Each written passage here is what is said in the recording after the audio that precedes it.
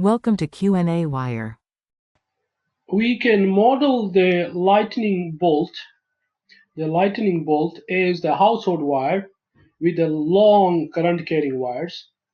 Then the magnetic field produced by this long wire will be B is equal to mu I divided by 2 pi r.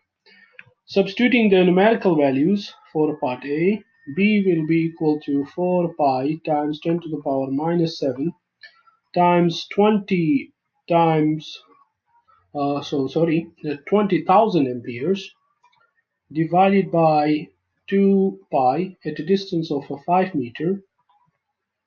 This gives us 8 times 10 to the power minus 4 Tesla. For part B, the magnetic field will be 4 pi times 10 to the power minus 7 times 10 ampere divided by 2 pi at a distance of 0.050 meter. This gives us 4.0 times 10 to the power minus 5 Tesla.